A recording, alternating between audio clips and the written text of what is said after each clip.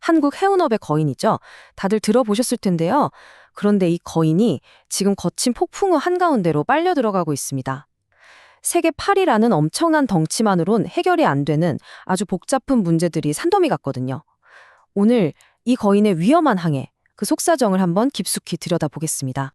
그러니까 오늘의 핵심 질문은 바로 이겁니다. 아니, 세계 8위라는데 대체 왜 위기라는 걸까요? 좀 이상하지 않나요? 이 질문 머릿속에 딱 넣어두시고 저랑 같이 한번 그 이유를 파헤쳐 보시죠. 자, 첫 번째 이야기부터 시작해 볼게요. 거인들의 양면 시장. 뭔가 좀 거창하게 들리죠? 근데 이게 사실 HMM만의 문제가 아니에요. 지금 전 세계 해운업 전체가 겪고 있는 아주 구조적인 뿌리 깊은 불균형에서부터 시작되는 이야기거든요. 도대체 뭐가 그렇게 넘쳐나고 또 뭐가 그렇게 부족하다는 건지 한번 보시죠. 업계에서는 이걸 바로 이중시장, 그러니까 투티어 마켓이라고 부릅니다. 말 그대로 시장이 그냥 두 동강 나부렸다는 뜻이에요. 생각해보세요. 한쪽에서는 배가 남아돌아서 문제인데 다른 한쪽에선 배가 없어서 난리인 진짜 이상한 상황인 거죠. 모든 문제는 바로 여기서부터 시작됩니다. 자, 이 그림을 보시면 그 불균형이 딱 눈에 들어오실 거예요. 왼쪽, 저게 바로 컨테이너 10,000개 이상을 싣는 초대형 선들인데요. 지금 공급 과잉 상태입니다. 너무 많아요. 게다가 덩치가 너무 커서 아무 항구에나 들어가지도 못해요. 근데 오른쪽은요. 5,000개 이하를 싣는 중소형 선들. 여긴 지금 배가 없어서 아우성이고 그나마 있는 배들은 너무 낡았어요. 비유하자면 왕복 12차선 고속도로는 엄청나게 깔아놨는데 정작 우리 집 앞까지 가는 골목길이 없는 거나 마찬가지인 상황인 거죠. 문제가 보이죠? 바로 이 지점에서 HMM의 딜레마가 시작되는 겁니다. 이 업계 관계자 말처럼요. 팬데믹 때만 해도 저 큰 배들이 돈을 막 쓸어 담는 효자 노릇을 톡톡히 했거든요. 근데 시장이 싹 식어버리니까 이제는 가장 큰 강점이 오히려 발목을 잡는 가장 큰 짐이 되어버린 거죠. HMM이 특히 초대형 선 비중이 엄청나게 높거든요. 그리고 이 짐이 회사의 성적표에 어떻게 나타나는지 바로 확인하시게 될 겁니다. 자, 이제부터 HMM의 빛과 그림자를 한번 제대로 들여다볼게요. 뭐랄까, 엄청난 성공에 막 축포를 터뜨렸는데 바로 그 순간 혹독한 현실과 딱 마주하게 된 그런 이야기입니다. 먼저 빛나는 부분부터 보시죠. HMM 정말 대단한 일을 해냈습니다. 불과 5년 만에 운송 능력을 무려 2배로 키워냈어요. 그러면서 전 세계에 딱 8개밖에 없는 100만 TAU 클럽에 당당하게 이름을 올렸죠. 정말 엄청난, 그야말로 기록적인 성장이었어요. 하지만 빛이 강하면 그림자도 짙어지는 법이죠. 그리고 바로 이어서 그림자입니다. 작년 성적표는 솔직히 좀 충격적이에요.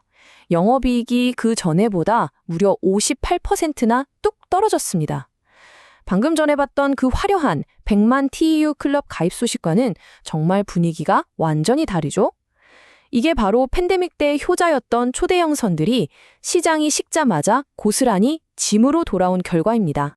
그럼 HMM은 이 폭풍을 어떻게 뚫고 나갈 생각일까요?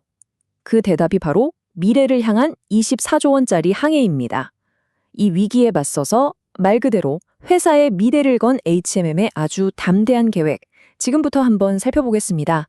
이 23조 5천억 원이라는 어마어마한 돈을 어디에 쓰는지 뜯어보면 핵심 전략이 보입니다. 한마디로 롤러코스터처럼 변동성이 너무 큰 컨테이너선 시장에만 목매지 않겠다는 거예요. 사업 포트폴리오를 근본적으로 뜯어 고치겠다는 거죠. 컨테이너라는 한 바구니에 모든 달걀을 담아놨다가 위험하다는 걸 깨닫고 이제 벌크선이나 물류 같은 좀 더 튼튼한 바구니에 나눠 담겠다는 겁니다. 2030년까지의 목표는 훨씬 더 야심찹니다.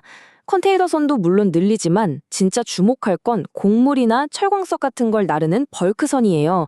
이걸 지금의 거의 2배 수준인 1,256만 DWT까지 늘리겠다고 합니다. 여기서 끝이 아니에요. 회사 운영은 더 투명하게 하고 탄소 배출 제로 목표는 2045년으로 앞당기면서 성장과 지속 가능성, 이 두 마리 토끼를 다 잡겠다는 의지를 아주 강력하게 보여주고 있죠. 그래서 이 계획이 도대체 뭐가 그렇게 중요하냐고요? 4가지 핵심만 딱 짚어드릴게요. 첫째, 더 이상 컨테이너 시장 시황에 휘둘리지 않도록 체질을 바꾸는 거고요. 둘째, 항구에서 끝나는 게 아니라 최종 목적지까지 책임지는 종합 물류 서비스를 구축해서 안정적인 수입원을 만들겠다는 겁니다. 셋째, 미리 친환경배에 투자해서 미래의 규제라는 큰 파도를 넘어설 준비를 하는 거고요. 마지막으로 주주들한테 2조 5천억 원 이상 돌려주겠다고 약속하면서 시장의 믿음을 되찾겠다는 거죠. 그런데 말이죠. 이 엄청난 계획에 아주 결정적인 마지막 변수가 하나 남아 있습니다. 바로 새 주인을 찾는 HMM. 이 수십조 원짜리 미래 계획이 성공하냐 마냐가 결국 누가 이 회사의 새 주인이 되느냐에 달려 있다는 그야말로 한치 앞을 알 수 없는 이야기가 남은 거죠. HMM이 진짜 글로벌 탑티어 해운사로 크려면 민영화라는 마지막 퍼즐 조각이 반드시 필요해요. 왜냐고요? 지금처럼 하루가 다르게 변하는 시장에선 정부가 이것저것 따지면서 결정하기엔 너무 느리거든요. 책임감을 갖고 빠르게 치고 나갈 수 있는 민간 주인이 있어야만 생존 경쟁에서 이길 수 있는 거죠. 근데 문제는 이 매각 과정이 진짜 복잡하다는 겁니다. 지금 HMM의 대주주가 산업은행이랑 해양진흥공사 두 곳이잖아요. 근데 둘의 생각이 좀 달라요. 산업은행은 빨리 팔아서 투입한 공적자금도 회수하고 부담도 덜자 이런 입장인데 해양진흥공사는 그래도 국가적으로 중요한 해운사인데 통제력을 잃으면 안 되지 않나? 하면서 훨씬 신중한 거죠. 한쪽은 빨리, 다른 쪽은 신중히. 여기서부터 꼬이는 겁니다. 매각으로 가는 길 그야말로 첩첩산중입니다. 일단 몸값이 너무 비싸고요. 지금 해운시장 분위기는 꽁꽁 얼어붙었죠. 거기다 본사는 옮기면 안 된다는 둥 정치적인 조건까지 붙어요. 이 모든 걸 감당할 돈과 전문성을 갖춘 그야말로 슈퍼맨 같은 인수자를 찾는 건 솔직히 불가능에 가까운 미션이죠. 자, 이제 흩어져 있던 조각들을 다 맞춰보고 마지막 질문을 던질 시간입니다. 미래의 바다는 과연 누구의 차지가 될까요? 이 거인이 던진 승부수에 대한 마지막 생각입니다. MMM은 지금 거대한 갈림길에 서 있습니다. 세계 최고 수준의 배들도 있고 미래를 향한 담대한 전략도 다 세워놨어요. 그런데 정작 이 거대한 배를 이끌고 나아갈 선장이 아직 정해지지 않은 그런 불확실한 상황에 놓여 있는 겁니다. HMM의 이 담대한 항해?